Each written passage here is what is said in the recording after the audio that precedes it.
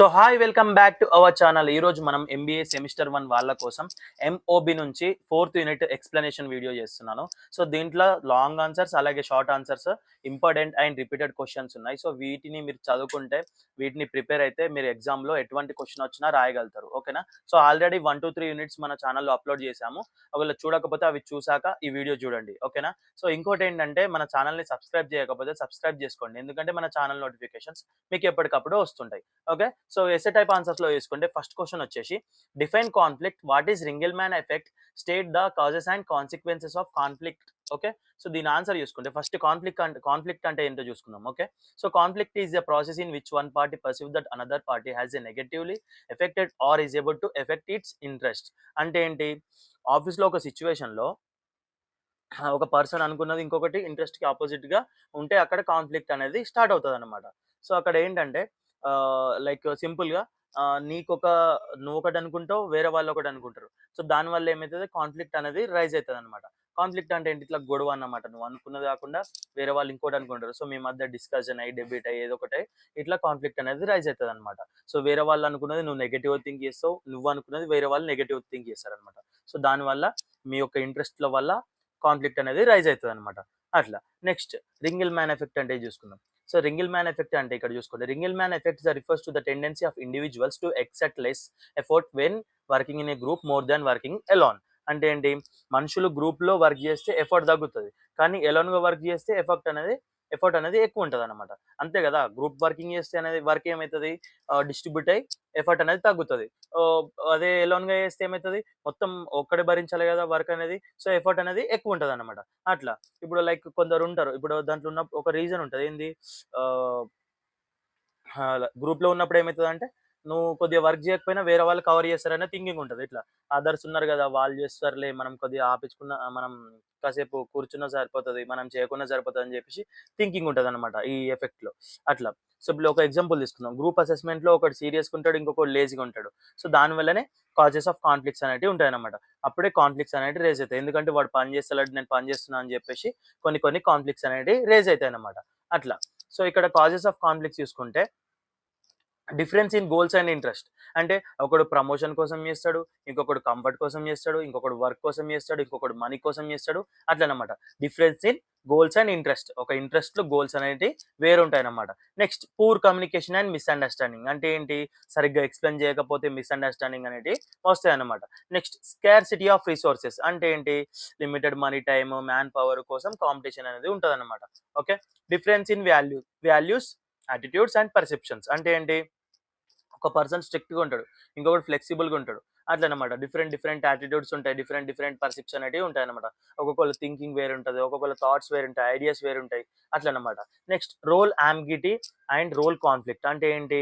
ఇక్కడ నా డ్యూటీ ఏంటి క్లియర్ గా తెలియకపోవడం. అట్లనమాట. సో ఇప్పుడు ఒక ఆఫీస్ లో ఒక పర్సన్ యొక్క డ్యూటీ ఏంటనేది తెలియకపోవడం అనమాట, సరిగ్గా అర్థం కాకపోవడం అదనమాట. సో దానివల్ల ఏమవుతుంది, కాన్సిక్వెన్సెస్ ఆఫ్ కాన్ఫ్లిక్ట్ అనేది అవుతుంది అనమాట. సో కాన్ఫ్లిక్ట్ అనేది వచ్చే ఛాన్సెస్ ఉంటాయి. అట్లా. ఓకే. నెక్స్ట్ ఏంటి? కాన్సిక్వెన్సెస్ ఆఫ్ కాన్ఫ్లిక్ట్ చూసుకుంటే ఇక్కడ కాజెస్ అంటే ఏంటి? ఇక్కడ రీజన్స్ అన్నమాట, కారణాలు. కాన్ఫ్లిక్ట్ జరగడానికి కారణాలు. కాన్సిక్వెన్సెస్ ఆఫ్ కాన్ఫ్లిక్ట్ అంటే ఏంటి? కాన్ఫ్లిక్ట్ జరిగిన తర్వాత వచ్చే సిచ్యువేషన్ అంటే పరిణామాలు. అట్లనమాట. ఇక్కడ 6th పాయింట్ చూసుకుంటే increased stress and dissatisfaction. So conflict అవ్వడం వల్ల, గొడవ అవ్వడం వల్ల స్ట్రెస్ పెరుగుతుంది, డిస్సాటిస్ఫాక్షన్ అవుతుంది. అంటే ఒక్కటి చిన్న గొడవ అయినా కానీ అందరు డిస్టర్బ్ అవుతారు. ఇట్లా వర్క్ చేసినా కానీ సాటిస్ఫాక్షన్ అనేది ఉండదు అనమాట. అట్లా. Next reduced cooperation and team work. ఏంటి? కోఆపరేషన్ అనేది తగ్గుతుంది అనమాట. టీం వర్క్లు కానీ, ఇప్పుడు ఒక గ్రూప్ లో ఒక ఇద్దరు ముగ్గురు చిందరవందర చేసినా, ఇట్లా లొల్లిలు చేసినా కానీ ఏమవుతుంది, టీం వర్క్ అనేది డిస్టర్బ్ అవుతుంది, కోఆపరేషన్ అనేది తగ్గుతుంది. Next lower productivity and organizational performance. ఏంటి? లొల్లిలు అవ్వడం వల్ల, సరిగ్గా కోఆపరేషన్ లేకపోవడం వల్ల, టీం వర్క్ అనేది సరిగ్గా జరగకపోవడం వల్ల ప్రొడక్టివిటీ అనేది తగ్గుతుంది, ఆర్గనైజేషనల్ పర్ఫార్మెన్స్ కూడా తగ్గిపోతుంది. అదనమాట. ఓకే. నెక్స్ట్ ఇక్కడ ఓవరాల్ కంక్లూజన్ చూసుకుందాం. కాన్ఫ్లిక్ట్ కంట్రోల్ గా ఉంటేనే హెల్తీ. ఓకే. లేకపోతే ఎక్సెసివ్ కాన్ఫ్లిక్ట్ ఉంటే ఆర్గనైజేషన్ కి డేంజర్ అనమాట. సో కాన్ఫ్లిక్ట్స్ జరగకుండా ఉంటే ఆర్గనైజేషన్ ప్రొడక్షన్ అనేది బాగుంటది. అదే కాన్ఫ్లిక్ట్స్ జరుగుతూ ఉన్నాయనుకో, ఆర్గనైజేషన్ అనేది డేంజరస్ జోన్ లో ఉంటది అనమాట. డేంజరస్ జోన్ లో ఉంటది. Okay. So next second one question చూసుకుంటే define leadership, styles of leadership, important theories and approaches దాన్ని ట్రీ డయాగ్రామ్ రూపంలో చెప్పాలని చెప్పేసి అడుగుతున్నాడు. Okay, so first one leadership అంటే ఏంటి చూసుకుందాం. Leadership is the ability to influence and guide individuals or groups towards the achievement of organizational goals. అంటే ఏంటి, లీడర్షిప్ అంటే పీపుల్ ని గైడ్ చేసి ఇన్స్పైర్ చేసి గోల్ వైపు నడిపించే ఎబిలిటీ అనమాట. సో అక్కడ బాస్ అని కాదు, ఇన్ఫ్లుయెన్స్ ఇంపార్టెంట్ అనమాట. ఓకే, సో ఇక్కడ అయిపోయింది కదా. నెక్స్ట్ స్టైల్స్ ఆఫ్ లీడర్షిప్ చూసుకుందాం.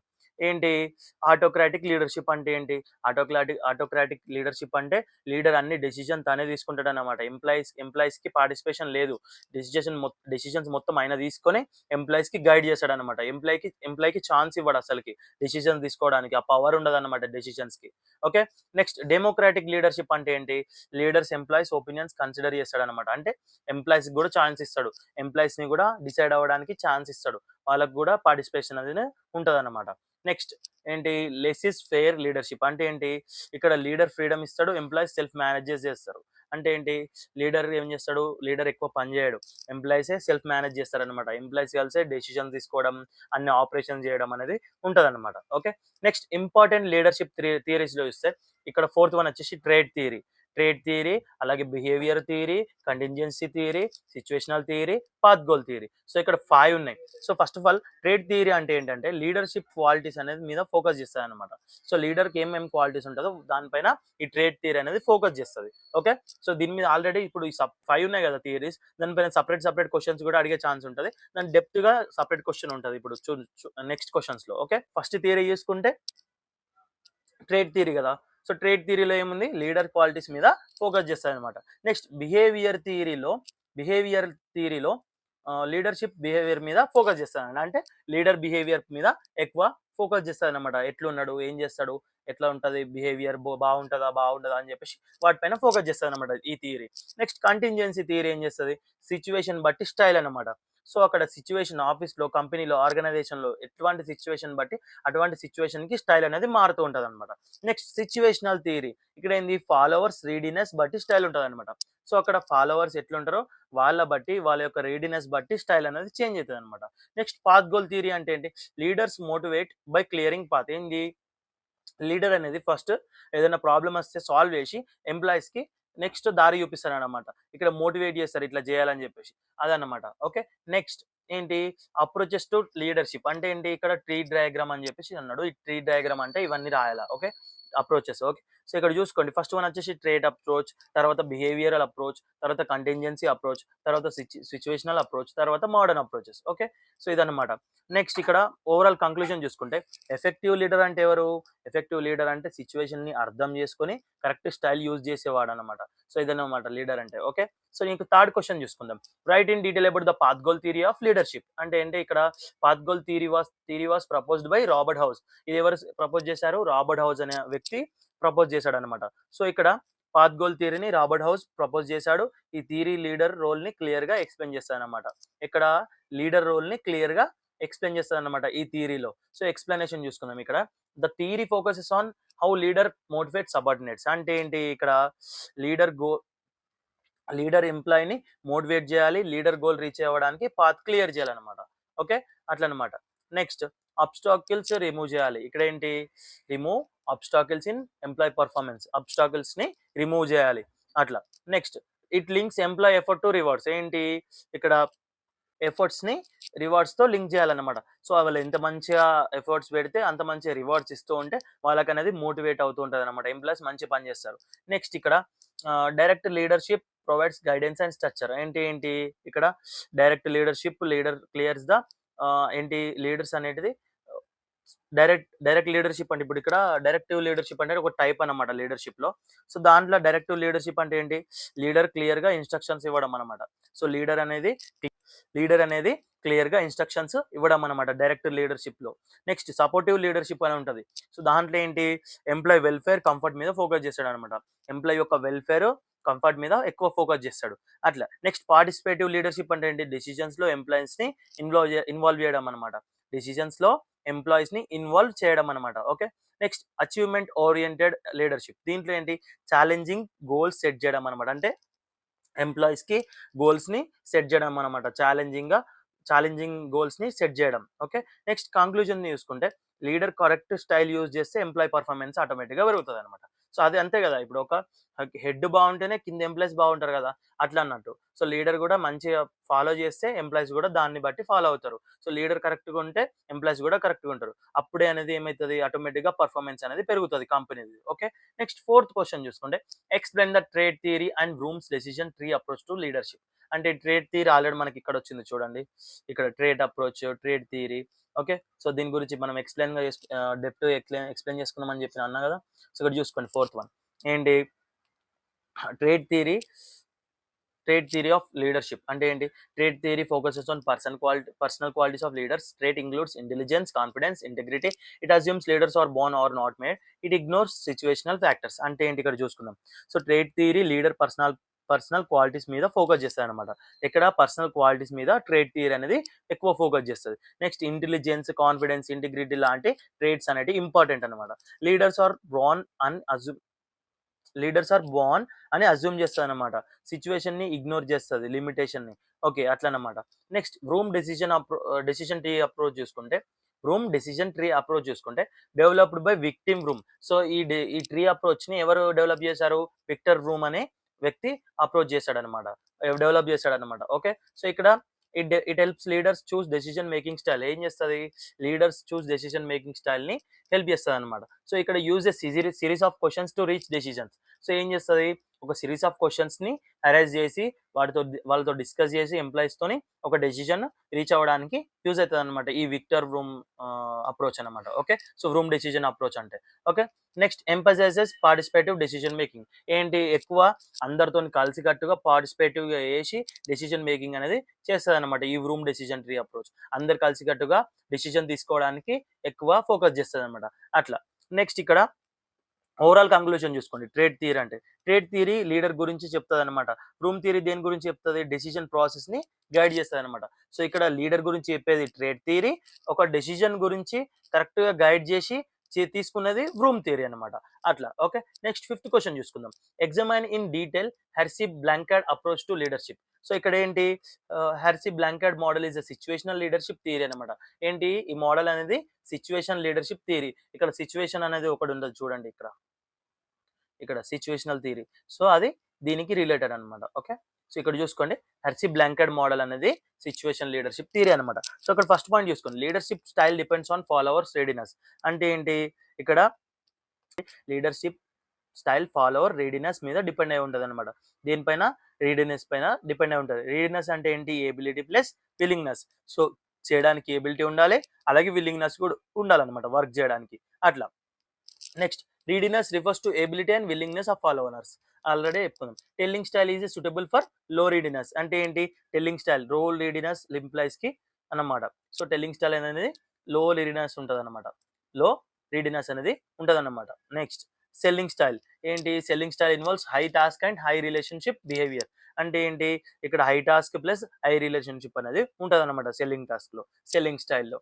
Next, participation style. ఇక్కడ ఏంటి, సూట్స్ ఫర్ మోడరేట్ రీడినెస్. అంటే ఏంటి, ఇక్కడ మోడరేట్ రీడినెస్ అనేది ఉంటుంది అనమాట. Next, delegating style. ఇక్కడ హై రీడినెస్ ఎంప్లాయీస్ కి ఉంటుంది అనమాట. Okay, next, leader must adapt style based on situation. అంటే ఏంటి, ఇక్కడ లీడర్ సిచ్యువేషన్ బట్టి చేంజ్ అవ్వాలి. ఫ్లెక్సిబిలిటీ లీడర్షిప్ లో కీ రోల్ అనమాట ఇది. ఓకే, సో ఇదన్నమాట. నెక్స్ట్ కంక్లూజన్ చూసుకుందాం, ఓవరాల్ కంక్లూజన్. ఇక్కడ ఏంటి, సేమ్ స్టైల్ అందరికీ వర్క్ అవ్వదు, లీడర్షిప్ అడాప్టబుల్ ఉండాలన్నమాట. అంటే అన్ని స్టైల్స్ అందరికీ సెట్ అవ్వమన్నమాట. సో ఒక్కొక్క ఎంప్లాయీ ఒక్కొక్క విధంగా ఉంటాడు కాబట్టి లీడర్ కూడా అందరికి గైడ్ చేసేటట్టు డిఫరెంట్ స్టైల్స్ వచ్చి ఉండాలన్నమాట. ఒక్కొక్కరికి ఎట్లా ఎక్స్ప్లెయిన్ చేస్తే అర్థమవుతుందో అట్లా ఆయన ఎక్స్ప్లెయిన్ చేయాలన్నమాట. ఓకే, సో ఫ్లెక్సిబిలిటీ అనేది ఉందన్నమాట, ఎప్పటికప్పుడు చేంజ్ అవ్వాలి. లీడర్ అనేది అడాప్టబుల్ ఉండాలన్నమాట. ఓకే, సో ఇక్కడ షార్ట్ ఆన్సర్స్ చూసుకుందాం. షార్ట్ ఆన్సర్స్ టైప్ లో ఫస్ట్ వన్ వచ్చేసి group dynamics refers to the patterns of interaction and leader relationships among member of a group. It explains how individual behave in a group situation. It influences group performance, communication and cohesion. అంటే ఏంటి, ఇక్కడ group dynamics అంటే group లో members మధ్య interaction relationships అన్నమాట. ఇది group performance, communication, కోహెజన్ ని influence చేస్తదనమాట. అదే. Next conflict and it causes already మనం తెలుసుకుందాం. ఇంకొకసారి చూసుకుందాం. Conflict is a process in which one party perceives that another party has affected in interest negatively. It arises due to difference in goals, values and perceptions, poor communication and scarcity of resources or major causes. Already చెప్పినా మీకు ఇది. Conflicts అంటే ఏంటి? Interest clash అవ్వడం అనమాట. So difference in goals, values, perception వల్ల conflict అనేటి గొడవలు అనేటివి వస్తాయన్నమాట. Poor communications, resource scarcity major causes అనమాట. అంటే సరిగ్గా కమ్యూనికేషన్ లేకపోయినా, రిసోర్స్ స్కార్సిటీ ఉన్నా గానీ మనకు గొడవలు అనేటివి జరుగుతాయన్నమాట ఆర్గనైజేషన్‌లో. Next autocratic style of leadership అంటే ఏంటి చూసుకుందాం. Autocra- Autocratic leadership is a style where the leader makes decisions independently. Authority is centralized with leader. Subordinates have little participation in decision making. అంటే అర్థమైపోయింది ఇక్కడ ఏంటి, ఇక్కడ లీడర్ అనే వ్యక్తి ఎక్కువ డెసిషన్స్ తీసుకుంటాడు. సో మిగతా వాళ్ళకి పార్టిసిపేషన్ అనేది తక్కువ ఉంటుంది అనమాట సబార్డినేట్స్ కి. అదనమాట. ఓకే. నెక్స్ట్ ఇక్కడ ఏంటి, centralized with the leader. Authority is centralized with the leader అనమాట. ఓకే. నెక్స్ట్ మేనేజరల్ గ్రిడ్ అంటే చూసుకుందాం. Managerial grid is a leadership model developed with the Blake and Morton. It is based on the concern for the people and concern for the production. It identifies the different leadership styles based on the two dimensions. అంటే ఏంటి, ఇక్కడ managerial grid అంటే Blake and మౌటన్ develop చేశారనమాట. So concern for the people, concern for the production base చేసుకుంటుంది అనమాట. So people పైన concern, అలాగే production పైన కన్సర్న్ పెట్టి బేస్ చేసుకుంటుంది అనమాట. సో డిఫరెంట్ లీడర్షిప్ స్టైల్స్ ని ఐడెంటిఫై చేస్తాయి అనమాట. సో డిఫరెంట్ లీడర్షిప్ స్టైల్స్ ని ఇది ఐడెంటిఫై చేస్తుంది అనమాట. ఓకే. ఇదన్నమాట 4th యూనిట్ లో మనము ఎస్సే టైప్ ఆన్సర్స్ అలాగే షార్ట్ ఆన్సర్స్ ఎక్స్ప్లెయిన్ చేసుకున్నాం. అర్థం కాకపోతే మళ్ళీ తిరిగి చూడండి, ఎటువంటి కన్ఫ్యూజన్ అనేది అవ్వకండి. ఎందుకంటే ఇవి కొత్త కాన్సెప్ట్స్ కాబట్టి మీకు కొత్తగా ఉండొచ్చు. సో ఎటువంటి కన్ఫ్యూజన్ తీసుకోకండి. ఒకటికి 2 సార్లు చదువుకుంటే మీకు ఈజీగా టాపిక్స్ అనేవి అర్థమైపోతాయి అనమాట. ఎగ్జామ్ లో బాగా రాయగలుగుతారు. ఓకేనా. సో ఆల్రెడీ మనం 1 to 3 యూనిట్స్ ఆల్రెడీ పోస్ట్ చేసాం కదా. సో అవి కూడా చూడండి, అవి చూసాక ఇది చూడండి, ఎందుకంటే టాపిక్స్ అనేవి ఇంటర్ రిలేటెడ్ గా ఉంటాయి అనమాట. ఓకే. నెక్స్ట్ ఏంటంటే మన ఛానల్ ని ఇప్పటివరకు ఏమైనా సబ్స్క్రైబ్ చేసుకోకపోతే సబ్స్క్రైబ్ చేసుకోండి. అప్పుడే మన ఛానల్ నోటిఫికేషన్స్ అనేవి వస్తాయి అనమాట. ఇంకోటి ఏంటంటే మన ఈ వీడియో డిస్క్రిప్షన్ లో టెలిగ్రామ్ లింక్, అలాగే వాట్సాప్ కమ్యూనిటీ లింక్, అలాగే ఇన్స్టాగ్రామ్ లింక్ ఉంటుంది. సో వాటిలో మీరు ఫాలో అవ్వండి.